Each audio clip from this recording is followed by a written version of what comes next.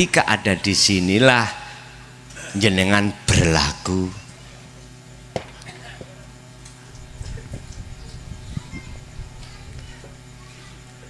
Lungguh meneng, lepaskan urusan dunia, fungsikan dzikir sirul asror, masuk di dalam nafas dengan tumpaan rasa pun melebu. Disitulah nanti jenengan akan ditazkiyatan nafsi panjenengan oleh Allah. Hal ini bisa dilakukan dalam keadaan berdiri, kiaman, waku'udan, boleh juga duduk, wa ala junubihim, dan juga boleh keadaan berbaring. Alladzina yadhkurunallaha qiyaman wa qu'udan wa ala junubihim. Ali Imran 191. Boleh. Nggih niki lho Pak, asli niki. Mi'raj iki. Nggih niku. Berhubung kita menghormati lugat Kanjeng Nabi, kita nggak boleh mengatakan Mi'raj. Kita harus mengatakan solo atau kholwat atau zuhud. Paham ya? Persis kejadiannya nanti apa yang pernah dialami oleh baginda Rasul. Pertama, beliau berhubung tidak punya sayap sendiri, Pak. Sayap, tahu sayap nggih? Dia dikasih Allah fasilitas buraq sebagai tumpaan jenengan. Apa? Ilmu inilah untuk menyadarkan hati kita bahwasanya segala hal apapun, walillahil maghrib, semuanya makhluk apapun yang menggerakkan adalah Allah. Biar kita sadar ilmu. Dengan ilmu itu akhirnya jenengan sadar. Loh, kesadaran ini buktikan. Fal ya'mal amalan sholihan. Kalau Kanjeng Nabi Mi'raj, akhirnya jenengan dibawalah ke alam, melewati alam mukasyafah. Terlepas dibuka alame seperti Nabi Ibrahim, seperti Nabi Muhammad, ditemukan surga, neraka, para nabi, para rasul, para malaikat, jin, iblis, iku urusannya Allah. Yang jelas si salik ini pasti akan melewati alam itu. Berhubung kita nggak punya sayap, harus pakai buraq sampean kali kula adalah ilmu. Dibuktikan praktek berarti kholwat. Kanjeng Nabi Mi'raj, disitulah nanti akan menemukan namanya Sidratul Muntaha. Sebelum ke Mustawa loh nih.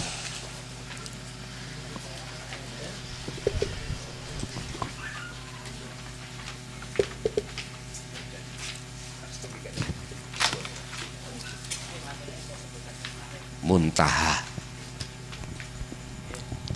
Sidrah itu ada yang menerjemahkan adalah sebuah pohon bidara. Artinya batas alam mukasyafah dengan alam musyahadah. Tak terjemahno bahasa hikam, sidrah itu adalah sebuah kesadaran dalam hati kita. Berhubung lewat sudah dibekali rasa, akhirnya sadar kalau semuanya itu sumbernya dari Allah. Muntaha itu notok, kesadaran mutlak, wujud ini bukan wujud kita, kehendak ini bukan kehendak kita, ucapan suara ini bukan suara kita, manusia, makhluk apapun itu semuanya sudah tiada, yang ada hanyalah yang ada. Itu kalau sudah sampai Kanjeng Nabi disebut mustawa. Kalau bahasa jenengan alam kelanggeng. Nggih? Atau musyahadah sondok cocok ambil kitab.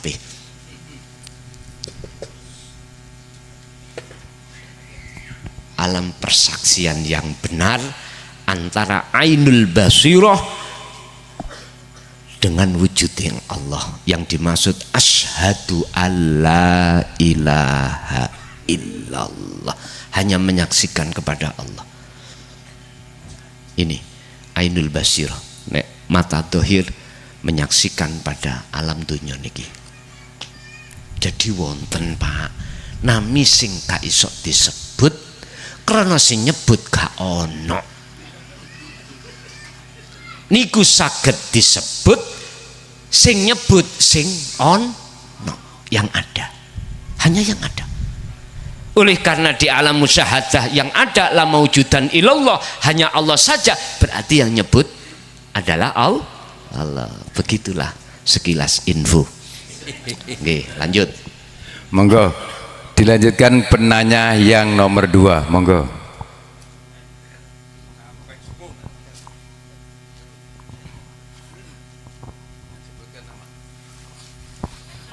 Ngapunten. Assalamualaikum warahmatullahi wabarakatuh. Sugeng dalu Yai. Nama saya Amin Iskandar dari Jember Kota.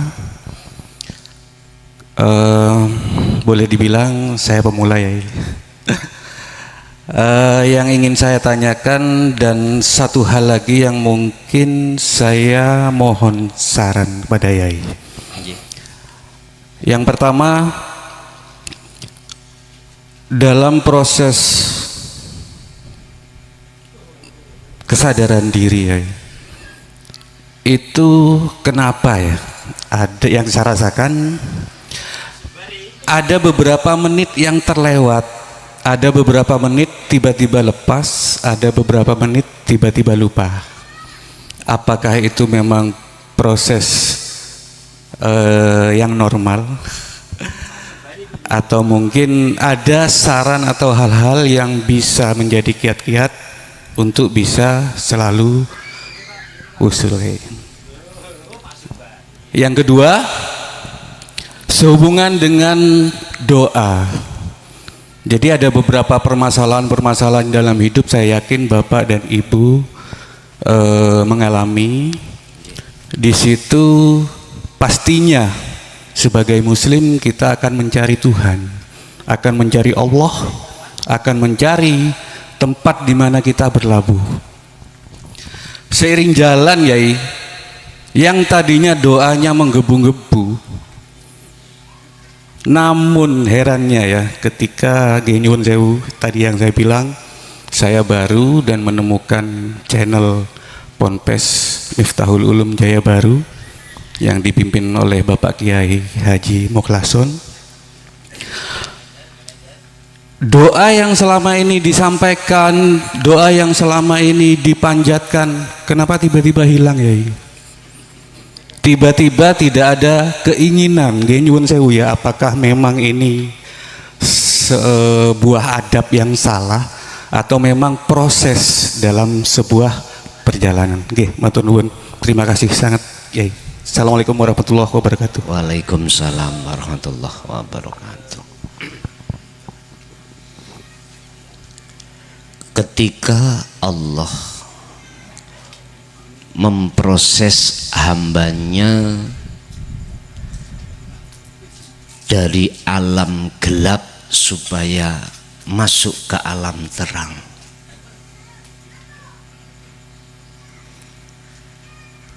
itu pasti ngalami beberapa sesuatu. Kalau kita bilang 1 titik, 2 titik, 1 detik, 2 detik yang kita tinggalkan, atau sesuatu dalam tazkiyatan nafsi, pensucian diri, itu tidak langsung seperti bim salah bim. Wakilan dan ceritaake kisah tentang tazkiyatan nafsi li Nabi Muhammad sallallahu alaihi wasallam itu didatangi malaikat muqarrabin terus dibelah dadanya dan seterusnya untuk mensucikan sifat-sifat najis-najis di dalam hati wakilah niku. Wakilah yang lain juga tidak, monggo kerso. Sing jelas ini pasti terjadi pada diri kita. Ketika jenengan betul-betul melaksanakan apa sistem yang sudah Allah berikan lewat baginda Rasul tentang pembersihan hati kita, pasti di situ akan mengalami beberapa makom, ya. Beberapa makom, sing makom itu boleh kami sebut sebagai makom musyahadatul fana, musyahadatul kamil, musyahadatul baqo. Artinya apa? Si salik kalau sudah Allah tarik ke makom fana dan makom makrifat, diberikan beberapa detik atau menit si salik itu manakala mengikuti sistem wasilun, ada tugas di belakangnya mesti dia kembalikan lagi. Bentuknya ku anfusakum wa ahlikum naro. Sehingga kemakrifatan kita kepada Allah di saat kita masih diletakkan proses Allah musyahadatul fana sedikit sekali, tapi bukan berarti itu salah, enggak. Sehingga Gusti Allah memberikan warning atau saran dan masukan yang harus dibawa bagi orang yang seperti ini, yang Allah tuangkan di dalam surah Al-Baqarah 256. Al-Baqarah 256. Di situ ada kalimat ngeten. Wa may yakfur bitaghuti wa yu'min billah. Siapa di antara Anda yang sudah masuk di zona meninggalkan selain Allah, berarti bebersih diri mau Pak nggih? Maka wa yu'min billah, mereka akan mendapatkan satu kebenaran bertemu Allah. Nah, ketika saat ada di sini, maka faqadistamsaka bil urwatil wuthqa lam fisa malaha. Pegang terus tali Allah ini. Berarti itulah Pak yang ku maksud, walaupun jenengan sudah sampai ke musyahadah, tetapi musyahadahnya jenengan iki wonten kamil atau wonten fana, berarti tanda jenengan iku ada tugas dikeluarkan lagi untuk menengok orang dekat kita, untuk memberikan oleh-oleh kabar kebenaran yang sudah jenengan terima, kasihkan, sampaikan. Ya, di sini jenengan diwajibkan oleh Allah untuk senantiasa memegang erat tali Allah ini. Itulah tali zikir, talinya disebut zikir. Dah. Pada saat kapan zikir itu harus jenengan pegang? Pada saat kita diturunkan dari musyahadah. Kalau jenengan detik-detik di musyahadah, baik fana, kamil, baqo sama Pak, semuanya sama statusnya. sama. Jenengan diturunkan kembali, iku maksudnya ada dorongan dari Allah sampai harus menyampaikan ini terhadap orang dekat, termasuk keluarga. Ku anfusakum wa ahlikum naro. Ya niku bentuknya. Rasulullah setelah menghadap dikembalikan lagi ke dunia. Akhirnya terkenal membawa oleh-oleh sholat 5 waktu yang fadilahnya asalnya 50 sama. Adalah sama. Itu aslinya penyempurnaan, Pak. Jenengan kali kula salatimu berhubung dereng sempurna, ya mi'rata biar sempurna. Jadi Rasulullah ketika saat mi'raj itu adalah penyempurnaan daripada sebuah sholat. Jadi ya jasmani ya rohani. Loh kok bisa? Iya, karena sebelum mi'raj masjid sudah ada. Subhanalladzi asra bi'abdihi lailam minal masjidil haram ilal masjidil aqsa. Lah ngaten ya? Mas sudah ada. Sudah digunakan untuk sholat ini. Sudah. Buktinya sudah ada masjid. Nah, mi'rajnya menyempurnakan untuk kita supaya kita betul-betul tidak hanya sholat menghadap pada Allah secara syariah saja, akan tapi juga secara hakikiyah. Ini yang harus para alim ulama menjabarkan tentang masalah rohaniyah penyempurnaan sholat. Mumpun dibahas syariat tidak dulur, karena kita panjenengan yang disebut ulama itu bertanggung jawab atas segala apa yang telah dilakukan umat tentang sholatnya. Nek kula mau mek ndorong tok, ngkei motivasi, yi monggo jenengan sing nyampe nih lo ngoten lo ngoten.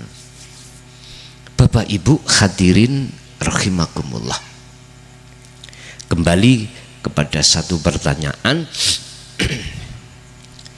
Jadi niku proses wajar, Pak. Jenengan satu saat lupa, satu saat ingat. Karena proses dari fana ke kamil, kamil ke baqo. Pedomannya jenengan ada di surah Al-Baqarah 256. Pun pertama, kedua bab doa. Mboten sampean tok, Pak, biyen tawakul. Kula sampak kula ewangi ndrenginging barang. Nggih. Dewangi sedaya prosese al-ubat itu ngoten. Kan punya dasar. Ud'uni astajib lakum. Tapi di situ kita ahli ibadah tidak memperhatikan ya mutakalim yang penanya yang pertama ada nama yang tidak boleh disebut tadi. Ud'auni jalu osironi ingsun. Di situ ada syarat, Pak, yang disembunyikan. Apa? Jikalau kau betul-betul mintanya terhadap aku, nah ini aku, ya astajib. Niki jawabnya adalah fi'il madhi. Nyunyun sewu, ya mesti dijabahi oleh Allah. Mohon maaf, ngapunten fi'il mudhari'. Lah ini Allah gak main-main. Berarti Allah telah berjanji akan mengijabahi apa yang hamba minta, tapi dengan catatan harus ketemu dulu terhadap Allah.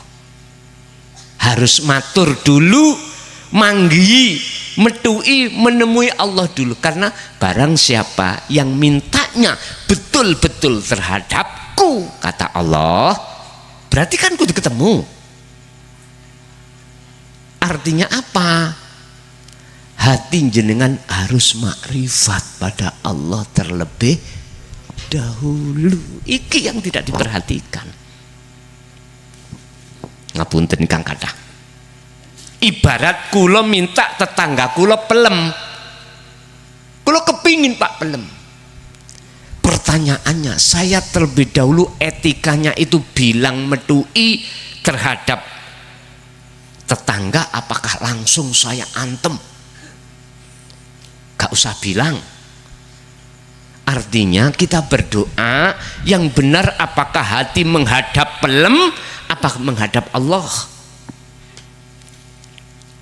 Nek miturut kacamata hakikat Pak, wajib ini wajah tuas hiya terlebih dulu. Nek boten, kalau tidak nanti dibilang maling. Gak percaya buktikan. Sampean ambil barangnya tetangga, jangan bilang. Pasti diteriaki maling. Jadinya nggak enak Pak. Artinya ijabai Allah dalam satu permintaan hamba macam dua. Ada yang bernilai istidraj, dilulu, minta dunia sukses, barokah, dikasih Pak. Dunia ini sukses, bisnisnya sukses, udah derajatnya sukses. Dikatakan dilulu manakala hati kita semakin jauh pada Allah. Dua, dikatakan pemberian Allah itu hidayah, petunjuk. Apa? Justru semakin besarnya dunia yang Allah berikan, tidak menjadikan penghalangnya hati jenengan pada Allah. Semakin sampai ditambahi Allah fasilitas, semakin jenengan gunakan untuk kendaraan bertemu Allah. Makanya Kanjeng Nabi nggak pernah Pak ngelarang umatnya sugih, duweni jabatan, duweni derajat, mboten nanti ngelarang. Cuman beliau berpesan, janganlah kau terbuai dengan hal itu sehingga menjadikan hatimu semakin jauh pada Allah. Hanya itu. Iku maksudnya, silahkan jenengan kali kula niki banyak kendaraan, silahkan. Sing penting gunakanlah kendaraan itu hanya untuk menghambakan diri datang Gusti Allah. Itu aja. Bapak Ibu hadirin rahimakumullah. Lah kok sekarang jenengan boten purun nih berdoa alias wis gak, istilahku wis gak menyentuh belas. Jawabannya hanya satu, karena hati jenengan dikondisikan Allah boten ngecemes. Okay. Jenengan mengapa dikendaki Allah hati tidak menuntut hal-hal yang bersifatkan sukses dunia? Mohon maaf, itu memang maksud Allah sengaja jenengan kali kula niku diselamatke Allah duki pengaruh itu. Ngaten lho niku. Dan ini Allah lagi resik-resik hati panjenengan. Ada istilah sapa sing gak ndonga iku disebut sombong, sapa sing ndonga disebut komprong nih. Iki piye kalimah iki? Yus tergantung untuk siapa. Nek untuk kita golongan am, nek gak ndonga ya sombong. Kalau golongan khos, nek ndonga komprong iku gak punya toto kromo ngoten lho. Wis tah, siapapun jenengan kalau sibuk dzikir demi Allah, gak sempat sampean nyuwun. Gak percaya buktekno. Dadi potoku kok sampean buktekno siapapun jenengan kalau sudah hati sibuk berkomunikasi dengan Allah yaitu zikir, maka wallahi jenengan gak sempat minta ini minta itu lu estu.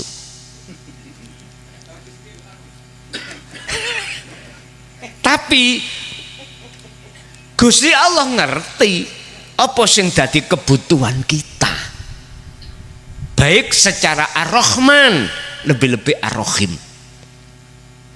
At-Tolak ayat 3 jenengan tingali wa may yatawakkal 'alallah fahuwa hasbuh. Itulah namanya orang yang bertawakal, yang sebenar-benarnya bertawakal. Apa? Fahuwa hasbuhu, mongko utawi Gusti Allah iku hasbuhu, nyukupi rahmannya, nyukupi rohimnya, sehingga disimpulkan lah ya gak njaluk diwenehi kok dikebajute arepe njaluk wis meneng ae. Nggih. Terus nomor loro terakhir, wong njaluk wong menehi atas dasar dijaluk ambek mboten mesti luwih akeh maringi sing gak njaluk. Sampe nang prapatan, Pak, sampeyan tingali lak wonten ngamen-ngamen ana wong nggo cempolong tok, ana sing keplok-keplok tapi ujung-ujunge nyuwun. Sampeyan toleh pinggir sampeyan ana abang, biru, terus ijo, ana sing putih, ana sing cerik, sampeyan mundhut sing ndi? Terus satu sisi sampai ningali tiang niku meneng ae, mboten njaluk gak apa, kondisinya kurang sempurna. Bergerak sampean, gak mungkin sampean uncali sing cerik. Mangkane nek dadi anak ojo kakean fahuwa hasbuhu. Mekaten lanjut. Saderengipun kita lanjut, ingkang sampun pesen kalender 2026 saged berhubungan langsung kalian Bapak Haji Abu Sa'ad nggih. Salajengipun kita ganti suasana. Nggih punika ibu-ibu ingkang badhe nderek tangklet, monggo. Wonten ibu-ibu, monggo. Maju mriki Bu, mriki Bu.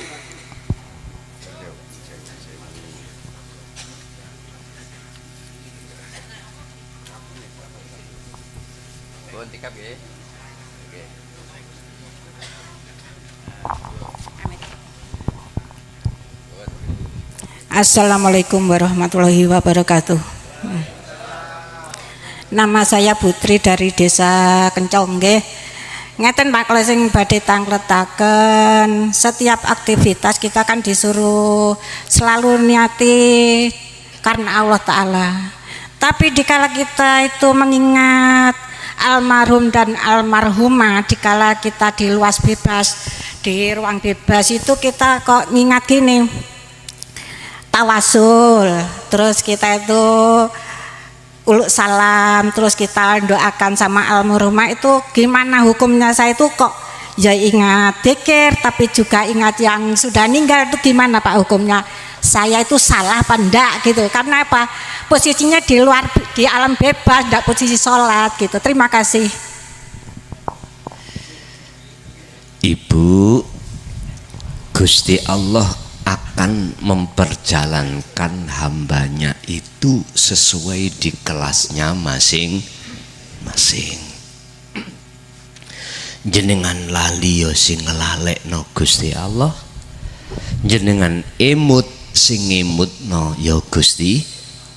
Kesadaran seperti ini hanya dimiliki oleh orang-orang yang sudah Allah tarik di dalam alam makrifat.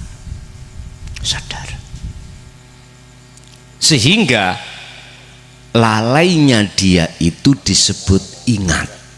Kok bisa? Iya, ingat kalau laliku sebab dilalekake Gusti, berarti eling lagi. Mboten napa-napa, Bu. Sing penting kita sebagai hamba tugasnya apa? Tadi saya katakan pegang teguh tali Allah. Wa qala aidan wa'tasimu bihablillahi jami'an wala tafarraqu. Iku aja, Bu. Dan jenengan akan terlepas dzikir dan tidak. Itu ya karena Allah nanti disesuaikan dengan kelas kita masing. Nek jenengan gak kepingin terlepas sama sekali miturut sistem, dadi wong bakok.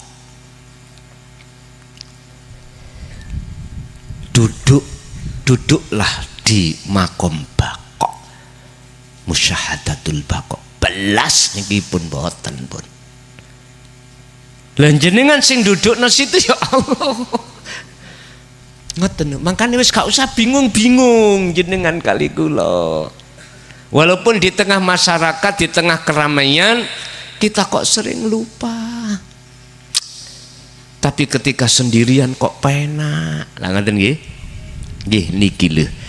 Salah sijine alasan mengapa dulu para masyayikh kita berani melakukan khalwat uzlah secara fisik, meninggalkan keramaian. Ya niki. Wis ora gembul garwa, anak, dunya brana mboten secara fisik. Karena beliau memakai kaidah bahwasanya aku terpengaruh sebab aku gembul. Sekarang dijago si Allah ngene. Tonton makhlukku, ikan yang hidup di lautan, mengapa dia nggak terasa asin padahal setiap saat campur gembul dengan air asin. Akhirnya itulah munculnya sistem uzla osiro ning papan rame. Artinya kita kholwat itu gak mung hanya di dalam sholat saja.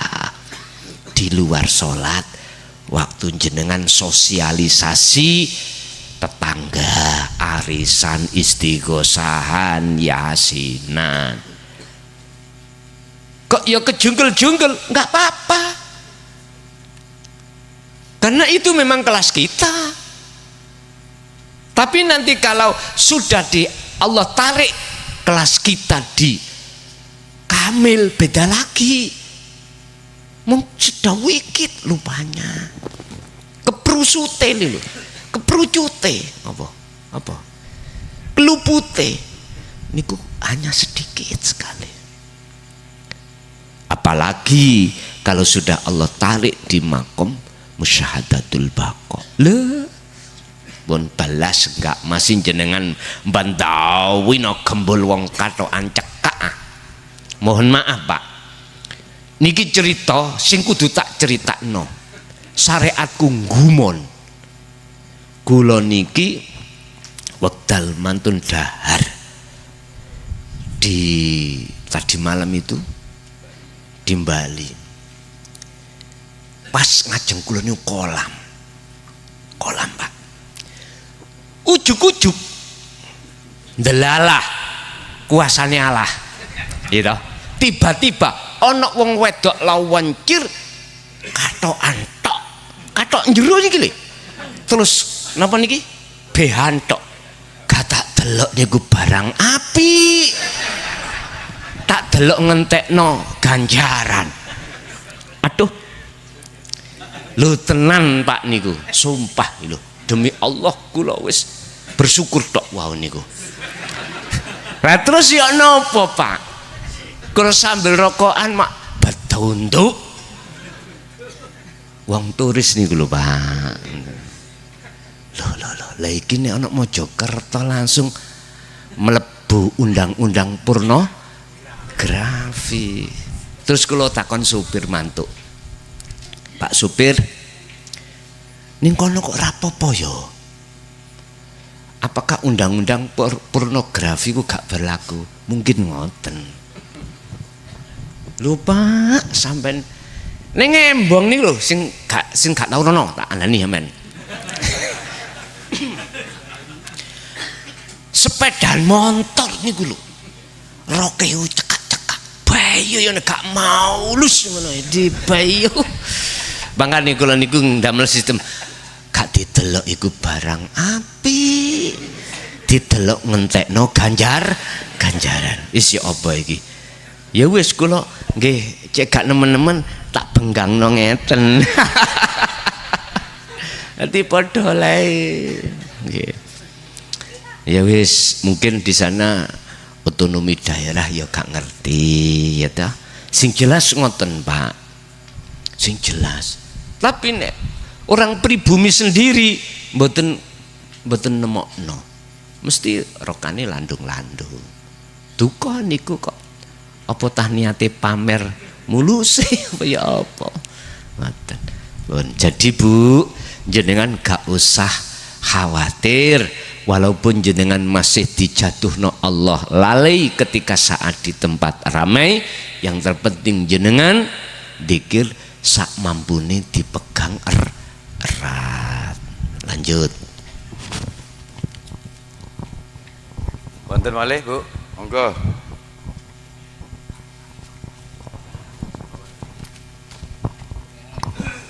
Assalamualaikum warahmatullahi wabarakatuh.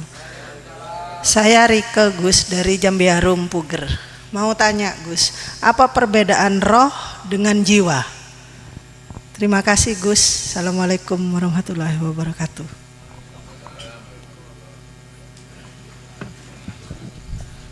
Tolong dibuka di dalam surat Al-Fajr. Kalau nggak salah loh, kalau salah tolong dibenarkan. Gusti Allah dawuh. Ya ayyatuhan nafsul mutmainnah. Di situ tidak memakai langsung kalimat ya ayyuhar ruha. Enggak. Nafsul mutmainnah.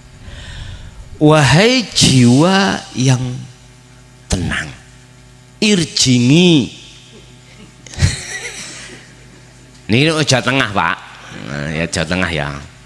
Irji'i dobalio siro ila rabbiki maring pangeran iro. Iku perintah.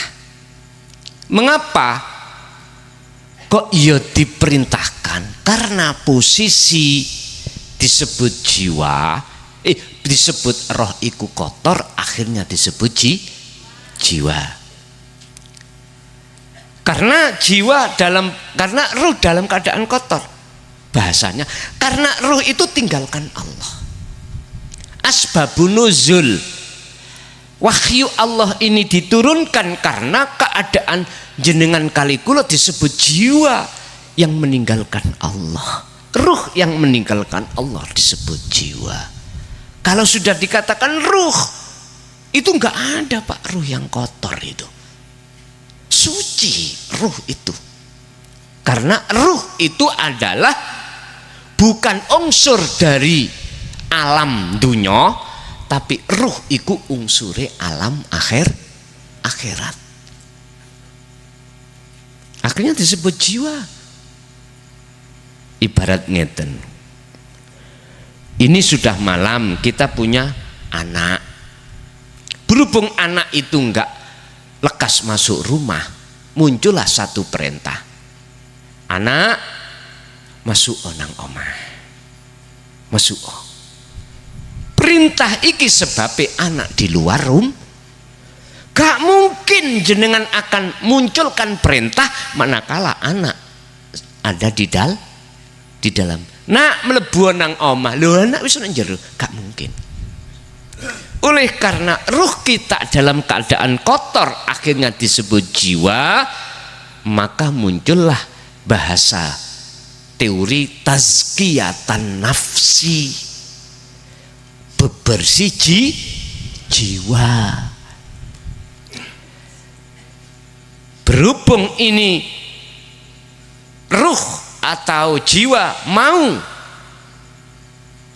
kembali kepada Allah disebut mutmainnah, tapi dengan syarat rodiyatam mardiyah, rodiatan dulu. Artinya apa? Wajib jiwa ini meninggalkan perkara apa yang dia sukai yang selain Allah tadi. Ibarat anak tadi sukanya apa? Ada di luar. Oh, remi, jagongan, pacaran. Dia harus ikhlas meninggalkan ini. Harus. Kalau ingin disebut mutmainnah. Kalau dia tidak ikhlas, gak mungkin dia akan tinggalkan kebiasaannya ini untuk ngateake. Apa bahasa ngateake? Memperhatikan seruan Allah itu. Jenengan kali kula tresnane nang sapa? Garwa, anak, dunya brana.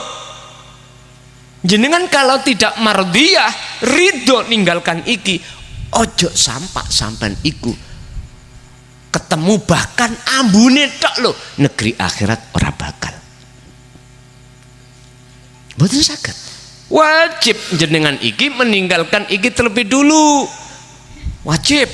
Indah maksudnya tazkiyatan nafsi atau dzikir nafi. Ini berhubung jenengan iki ridho meninggalkan semuanya ini demi gateake memperhatikan seruan Bapak, maka mardiyah Allah ngeridani. Bentuk Allah ngeridani, cahaya makrifat itu pasti Allah nyalakan. Saat itu juga perkara yang menggelapkan hati kita, perkara yang kita cintai itu akan lenyap dari hati sampean. Allahu waliyul ladina amanu yukhrijuhum minadz-dzulumati ilan nur. Al-Baqarah 257, terusnya 256 itu. Siapa di antara jenengan kalau yang ada di dalam hati hanya Allah cintanya, maka Allah akan menghilangkan kegelapan dan menterjadikan terang beneran, yaitu cahaya makrifat itu Allah nyalakan.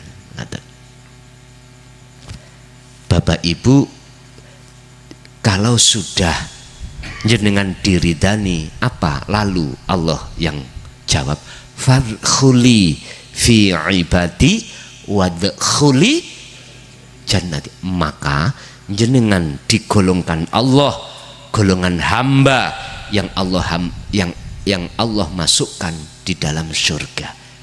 Bahasa syariate, bahasa hakikate adalah rahmat, yaitu mencapai makom makrifat. Mekaten Bu. Lanjut.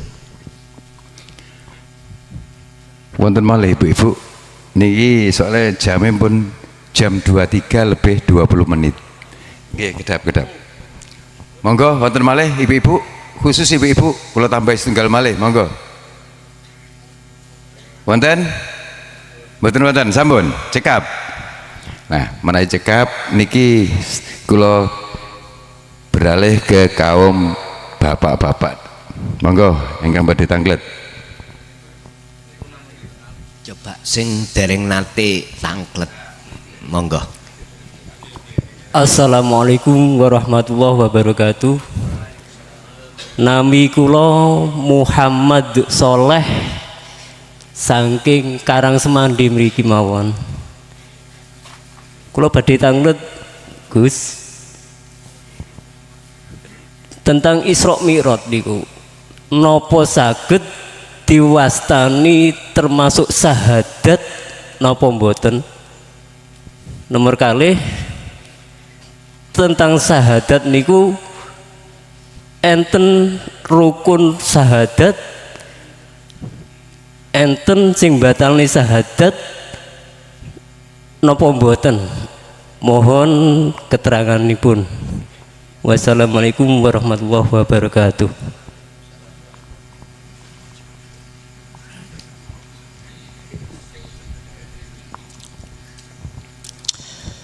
Tentang Isra Mi'raj, apakah bisa diartikan makna dari sebuah syahadat? Saya jawab, dari pandangan kacamata hakikat benar. Coba kita urai. Kalau gosok nggih. Nek mriki mboten guru gak ana murid, dulur.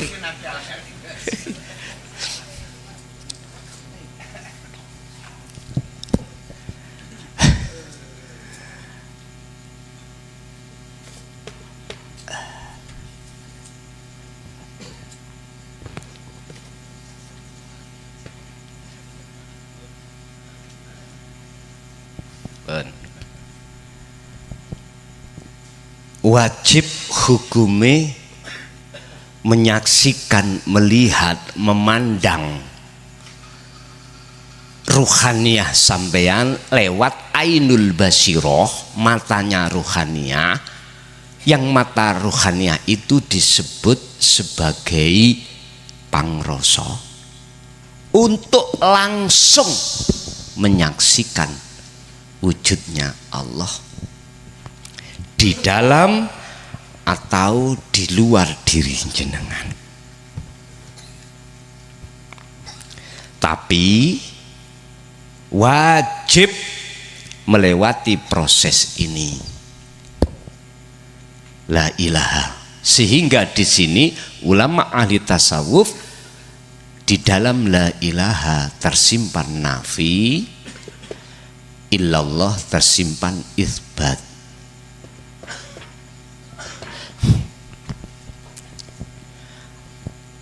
Si salik akan bisa menyaksikan atau bertemu langsung pada Allah manakala si salik itu sudah melaksanakan proses nafi, meniadakan sesuatu selain Allah yang wujud dan lain sebagainya di dalam hatinya, baru diizinkan Allah. Makanya disebut itsbat, menetapkan keagungan Allah di dalam diri si salik. Akhirnya si salik disebut wasil. Ngoten nggih? Isra adalah proses perjalanan hukum syariah, Mi'raj adalah proses perjalanan hukum hakikat rohaniyah untuk menghadap Allah. Dilihat dari arah sini, maka miturut pandangan hakikat sama Mi'raj ini. Sama. Tapi kalau kita pandang dugi syariat, Isra Mi'raj itu hanya terjadi pada baginda Kanjeng Nabi saja.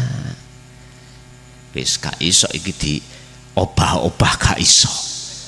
Masalah Qur'ane muncul niki cuman satu dalam surat Al-Isra ayat setunggal. Di situ ada istilah abdihi, ngabdihi. Iki kembali mukhotobnya adalah Kanjeng Nabi Muhammad ibnu Ngabdillah saja. Sehingga ada orang lain yang menceritakan Mi'rajnya si A si B si C. Dalam hukum syariat batal. Syariat lho Pak nggih, batal. Terus bagaimana hukum hakikat? Sebab Kanjeng Nabi pernah diperintahkan Allah untuk mengatakan bahwasanya beliau itu sama dengan kita sebagai manusia. Dalam satu ayat Al-Kahfi 1:10 ya. Kul, katakan Muhammad terhadap umatmu. Bentuknya mana yang harus dikatakan? Innama ana basyarum mithlukum. Sesungguhnya aku, Kanjeng Nabi ya, iku basyarun, manusia sama dengan kamu.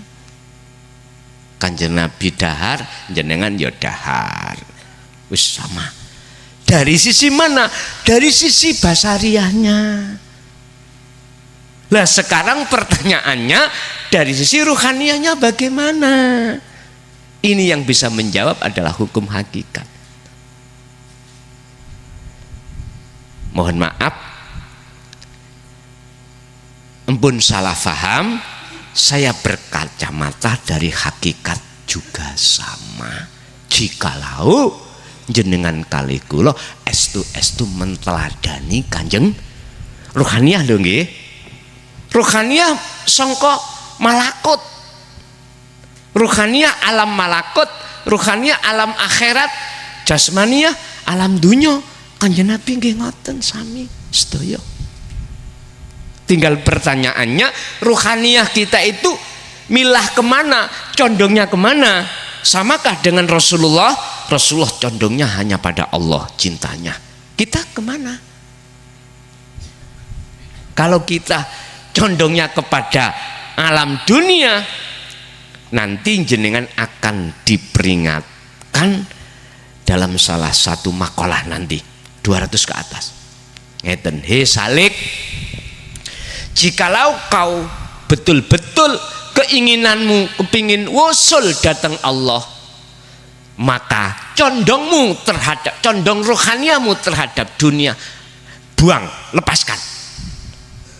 Gak pantas rohaniah itu condong ke alam dunia, karena rohaniah itu unsurnya dari akhirat. Condongkan ke akhirat, artinya pada Allah, baru kau nanti akan bisa ketemu.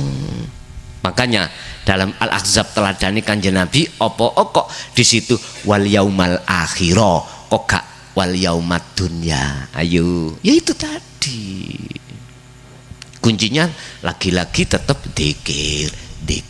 Makanya nek wis ngaji kakean ilmu iku ya penting, tapi luwih penting kakean dzikir. Kakean ilmu tanpa dzikir percuma lan tak berguna, ngaten. Artinya berjenjang, nggih. Kalih wau nggih. Pitakoni kalih ha.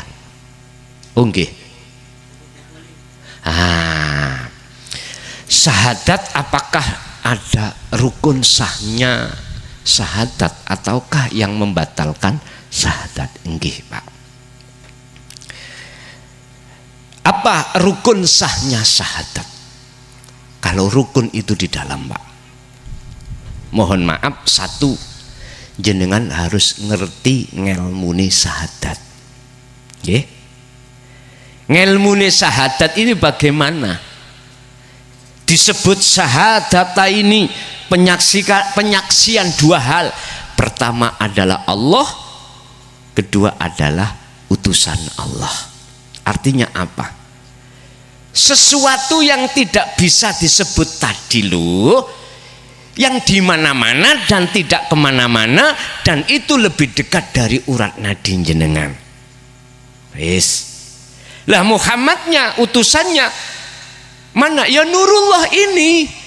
Makhluk semuanya ini bisanya obah, sebab diutus Allah obah. Inilah syahadat ini. Sekarang jadikan tunggal. Bagaimana antara Muhammad dengan Allah, antara Allah dengan Muhammad, antara jobo dengan jero, itulah farqa bainahuma. Dijawab, la ibsarun wa mubsarun wa basarun.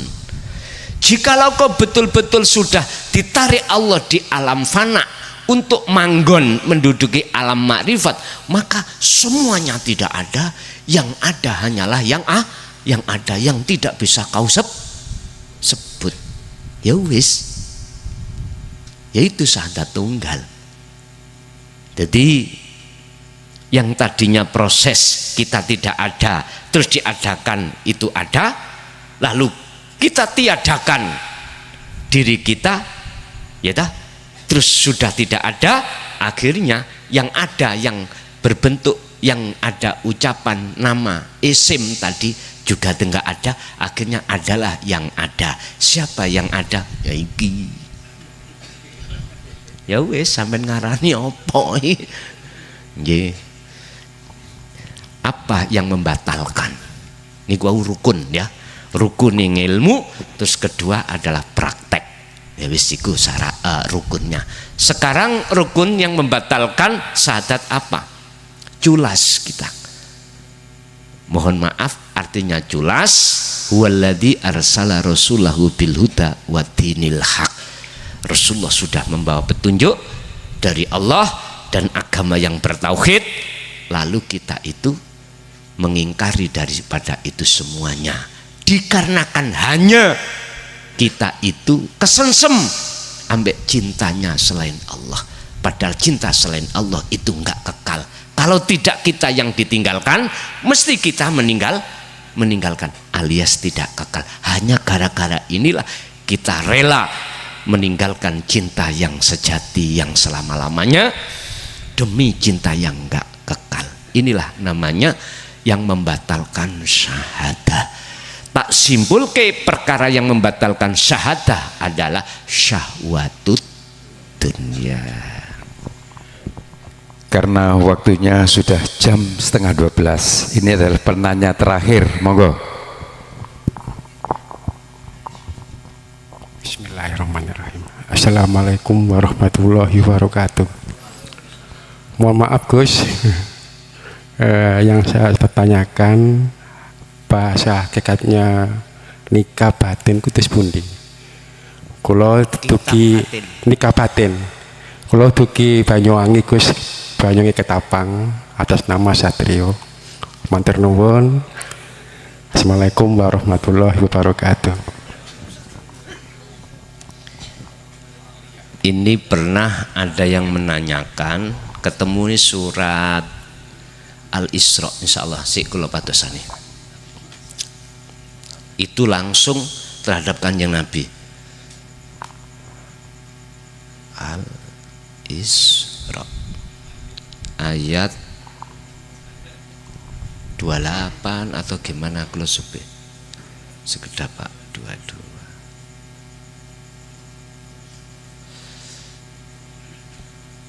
Oh bukan.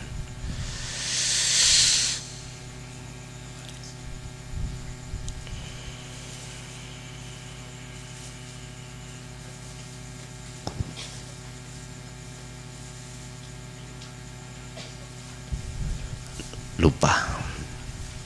Gini, apa yang dimaksud kitab di dalam diri itu Pak?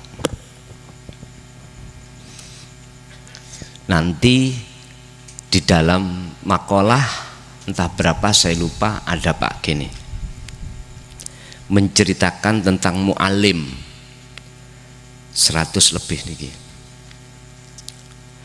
Ada mu'alim, siapa mu'alim? Yang bercerita, yang menceritakan tentang sirul ma'rifah, rahasiane ilmu ma'rifat. Itu ada 2 mu'alim. Ada 2 yang mengajarkan ilmu tersebut yang bersumber dari hatinya beliau, atau bersamaan dengan nur ma'rifatnya. Nah, di dalam hati beliau itu ada semacam kitab, yang kitab itu nggak ada batasnya Pak. Dan inilah yang akan bisa jenengan terima. Tondone kalau keterangan yang bersamaan dengan nur makrifat Allah yang bersumber dari hati beliau itu gampang dipaham oleh samiin. Gampang dipaham. Umpama sampai sondok bingung, toh pada akhirnya paham. Karena bahasanya sudah bahasa yang jenengan bisa terima. Ada mu'alim itu tidak dari hati, dari kitab,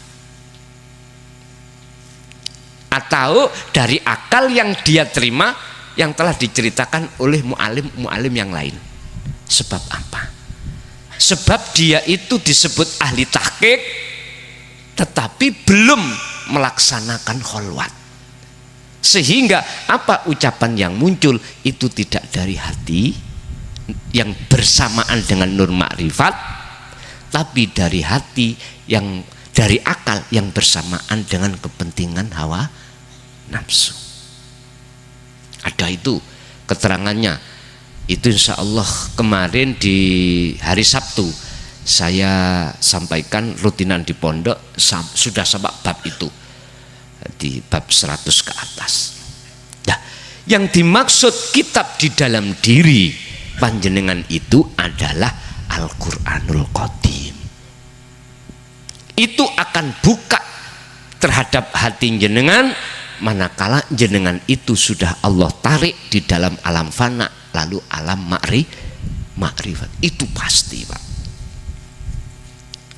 Wujud dohire apa? Macam-macam. Ada yang bersifatkan kauniyah, ada yang bersifatkan Qur'aniyah, tertulis, tercipta dan tertulis. Contoh, nanti yang kauniyah dikasih contoh oleh Allah begini, langsung sampai nyandak. Sebab iki cerita kula beto surati Mbah Yai Najib, yang surat itu saya diperintahkan untuk memberikan terhadap abah saya. Iku sekitar tahun 86. Suratnya ngeten, Pak. Saya nek bener-bener iku bapakmu, gawa nih kayaknya bapakmu, ngono. Ngeten, Pak. Sieling kula.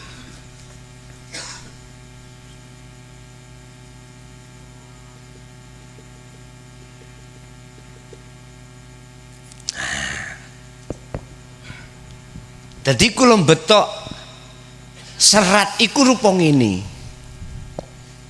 Bagi kita yang kitab di dalam diri itu belum buka, oh boy, titik-titik yes, iso uga uler, ndukur embuh apa.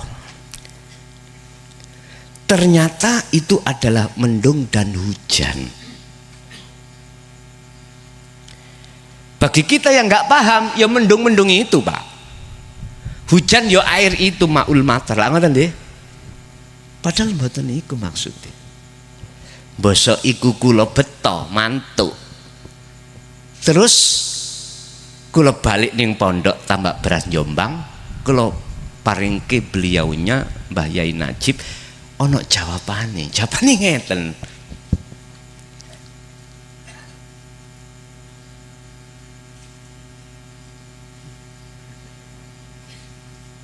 Ngeten tok.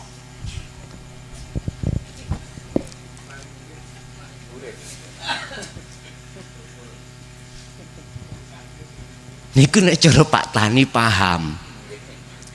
Aku mari nandur wit jagung, udane teko, akhirnya tumbuh cukul. Padahal bukan itu maksudnya. Jadi ketika surat iki kula berikan lagi terhadap beliaunya, kula dirangkul akhirnya. Pun, wis cerita sedikit mohon pun.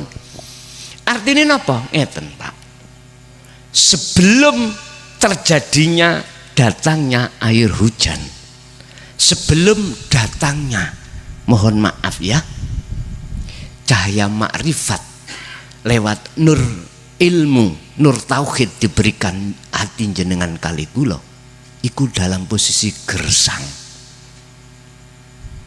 gak ada kehidupan, gak ada tanda-tanda secara dohir kehidup, karena gak ada hujan, gak ada air, Pak, gak ada.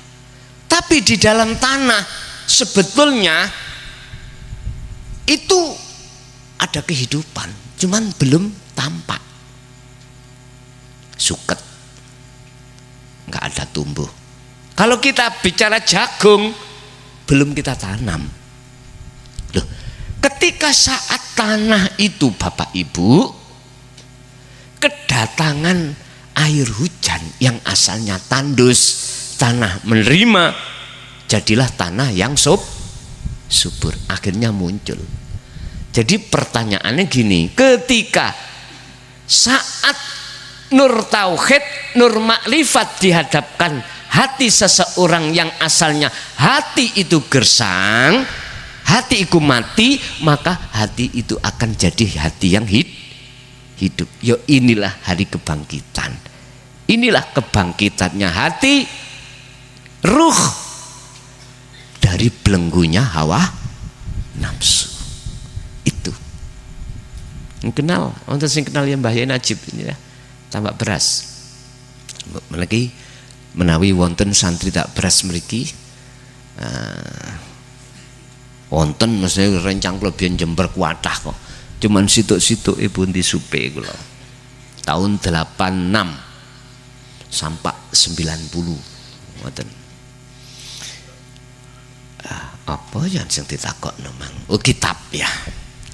Jadi kitab dalam hati jenengan itu yang disebut Al-Qur'anul Qadim itu nanti akan kebuka seiring berjalannya jenengan iki nur makrifat dinyalakan Allah, sehingga apa yang ada di alam semuanya ini paham. Maksudnya paham, contoh seperti ini, paham. Oh, ternyata Bali nafi isbat mekaten kula wau acara tanya jawab sampun Purmo, maka kita lajengaken acara ingkang terakhir menika penutup doa. Monggo Gus kula semanggaken. Ila hadratin Nabil Mustafa Rasulullah sallallahu alaihi wasallam wa ala alihi wa azwajihi wa dzurriyyatihi wa qarabatihi wa ahli baitihi wa ashabil kiram wa khususan ila jami' auladina wa azwajina wa dzurriyyatina wa ahli baitina wa jami'i man tabi'ana ya Allah, iftah lahum fi qulubihim bifutuhil ma'rifatika ya arhamar rahimin. Lahumul Fatihah.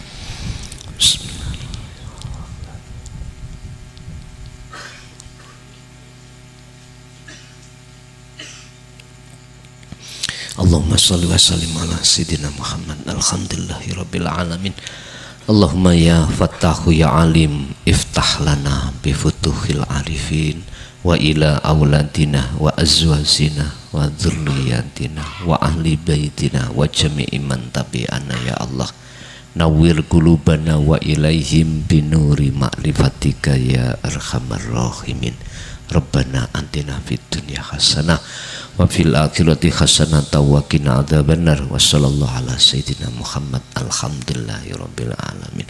Kurang lebihnya mohon maaf. Akhirul kalam. Assalamualaikum warahmatullahi wabarakatuh. Waalaikumsalam warahmatullahi wabarakatuh. Makaten Bapak Ibu